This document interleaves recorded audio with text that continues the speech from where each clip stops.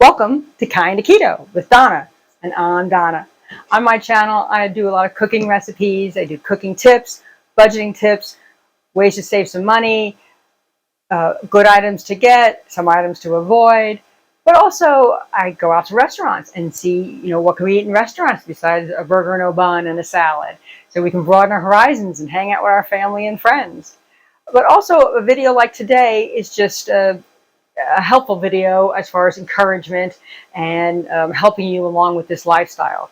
So this video is going to be about benefits of a food journal, of keeping a written food journal, not an app where you log in every item, but just a food journal. And I'll get a little further into that in a minute. Join me.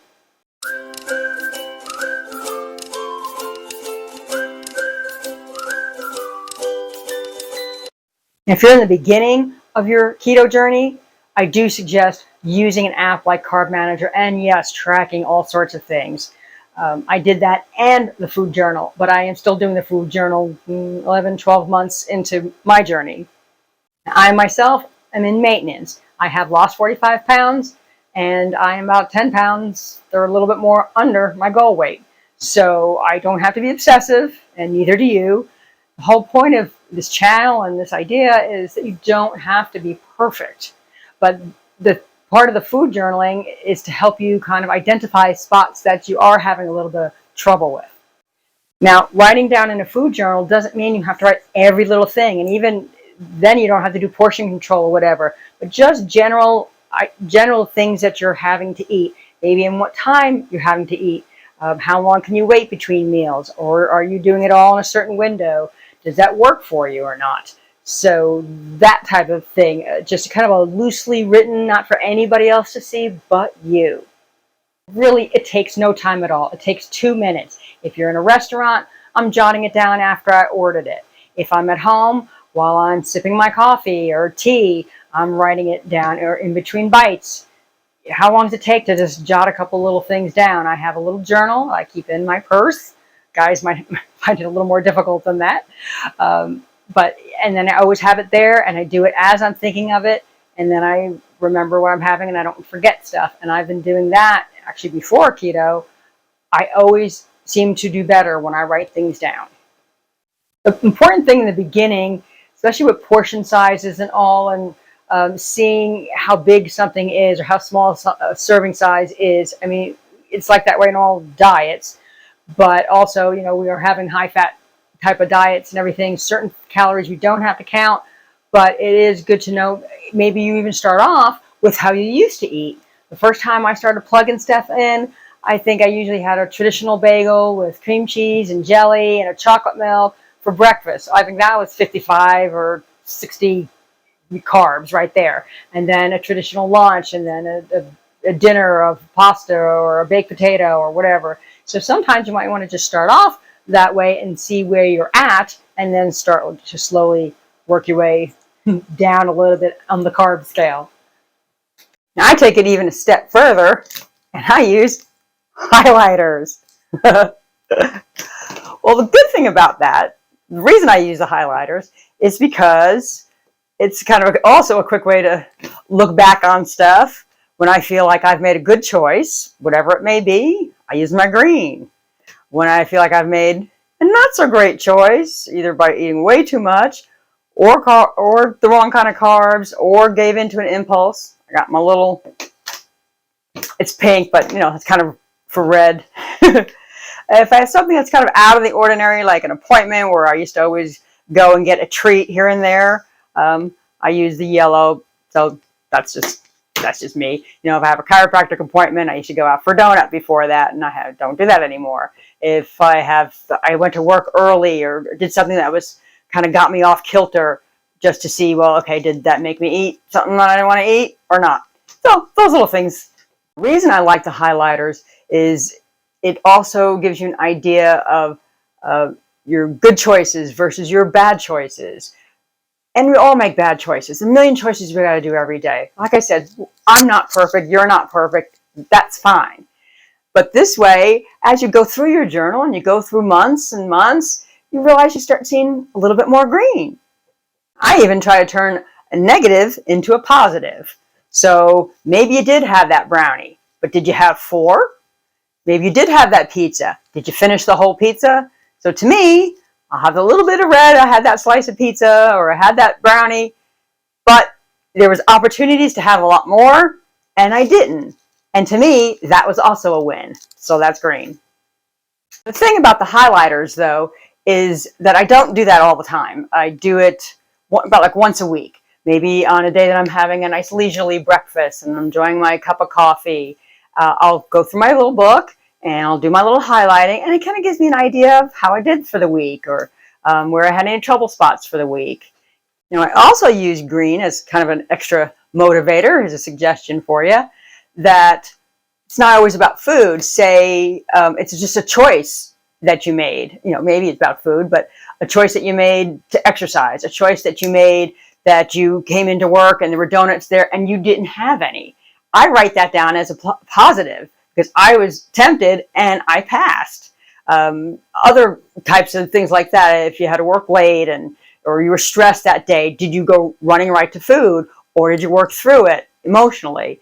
So that way you have a lot more green in your journal. Now, obviously, the first very important reason is for accountability. Even if you slip up, even if you're doing stuff that you're eating things that maybe you shouldn't be eating, it does sort of kind of tap you on the shoulder like, if you are going to have that, maybe you shouldn't finish that whole pizza. Maybe you shouldn't finish that whole bag of tortilla chips. Maybe you did lean in a little bit, but this kind of gives you a little bit of accountability. Like, I don't want to write that in my journal. So that's a big thing. Number 2, you can see at a glance your good choices versus your bad choices. Number 3, you can see patterns. Do you have trouble more when you're at work? Do you have more issues when you're out with friends? Do you have certain times, late at night, or do you get depressed late at night? Or is that when you want a snack? And that way you can see where you give in more, where and when that you give in more to impulses. And maybe you can start dealing with that on another level. I have a 4th color that I use too. I use my little orange one. Hey, it was a pack of different colors, so I had different colors for different things. But when you do that for restaurants, that's another thing I can kind of flip back to and see, oh, well, when did I go to that restaurant last? I don't know. It's just a cute little way of doing that. The thing about restaurants is it used to be, going out for a special treat, for a restaurant, an appetizer and cocktail and dinner and all that stuff. Well, now people go out several times a week, so a restaurant is really not that big a deal, hardly, unless it is for, a big occasion. But even there, maybe I had the bread if I was an Italian restaurant. Did I have 1 slice? Did I have 3 slices? Did I pass on a cocktail? Did I pass on a dessert? So to me, those are good things. Hey, and even a bad into a good. Maybe I had that dessert, but I shared it with somebody. Hey, it's a little something. So the restaurant idea is sort of, I guess, number 4. Number 5. It's also good to have a check on if you're going to try certain things, especially there's a lot of keto products out there. People getting on the bandwagon. It's good to have choices, but sometimes there's questionable ingredients in there. Or there's certain things that give us a little GI upset. So it's kind of good to know that. I definitely do not have more than 1 peanut butter cup that's a keto version because I learned that a hard way. Also things like cramps at night, if you need to tweak your electrolytes and everything. So GI upset, cramps at night, things like that, things that the foods that we're switching to, are they giving us any problems? Also like dairy.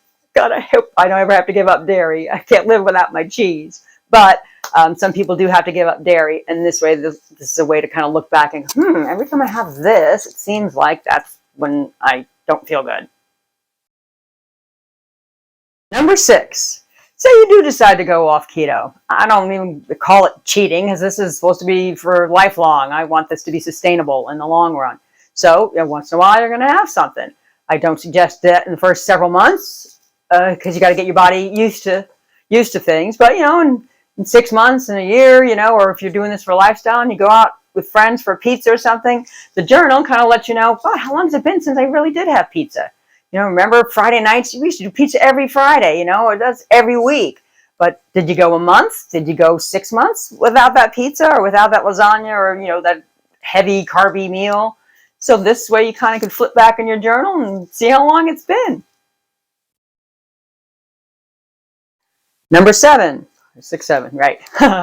An important thing for keto is ketosis, of course. So certain foods that say that they're keto, please read the ingredients on the back. A lot of things that, we are different with that might knock me out of ketosis, might not knock you out of ketosis. And same with raising your blood sugar. I'm not diabetic. I don't check my blood sugar, but there's people who check it who are not even diabetic just to see if certain foods raise their insulin level. And this way you can see if certain foods do raise your insulin level or knock you out of ketosis. Well, yeah, you go, okay, I won't have that again. But, a month or two goes by and you go, wait, did I have that before? Hey, this is on sale now. Should I get it again? So this is a reminder about what, are you willing to get out of ketosis for this item that you're going to eat? And number 8, on vacations. Now it depends on if you're doing this once a year, big, grand Caribbean cruise vacation or something, or do you go on like little trips? So my husband and I go on little trips here and there. So we go away, 4 times a year or something like that, extended weekend here and there. So to me, that's a mini vacation, but it's not a excuse to go completely crazy. And I do keep up with my journal even on vacation. And this one might sound a little out there, but my rule when I'm away is that I never use the red.